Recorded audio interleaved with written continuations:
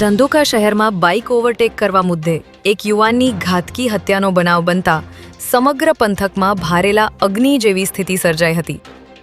હત્યાની ઘટનાના સમાચાર વહેતા થતાં જ ઉશ્કેરાયેલા ટોળાએ કેટલીક દુકાનોમાં આગ ચંપી તેમજ તોડફોડ કરી હતી. ઘટનાની ગંભીરતાને જોતા જિલ્લા પોલીસ વડા ઓમ પ્રકાશ જાટ તાત્કાલિક ધંધુકા દોડી આવ્યા હતા.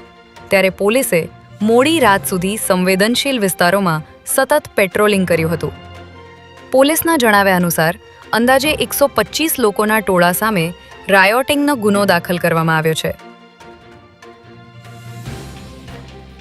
નડિયાદ સેન્ટ્રલ જીએસટી વિભાગના 2 અધિકારીઓ 10 લાખની લાંચ લેતા રંગે હાથ ઝડપાઈ ગયા છે.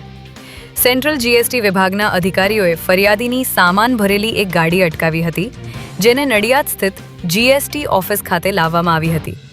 ત્યારે આ ગાડી અને સામાન છોડવા માટે જીએસટી ઇન્સ્પેક્ટર સુબોધ ચૌહાણ અને સુપ્રિન્ટેન્ડન્ટ અમરનાથ સરોજે 55 લાખની લાંચ માંગી હતી અને 10 લાખનો પ્રથમ હપ્તો નડિયાદ જીએસટી ઓફિસમાં આપવાનું નક્કી થયું હતું.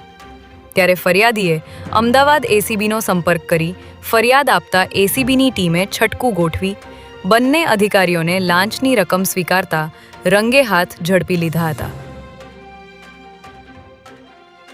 ગુજરાત પોલીસ ભરતી બોર્ડ દ્વારા પીએસઆઈની 858 જગ્યા માટે બહાર પાડેલી ભરતીની લેખિત પરીક્ષા આજે યોજવામાં આવી હતી, જેમાં અમદાવાદ શહેર અને ગ્રામ્યમાં નક્કી કરાયેલા પરીક્ષા કેન્દ્ર પર 45,000થી વધુ ઉમેદવારોએ પરીક્ષા આપી હતી.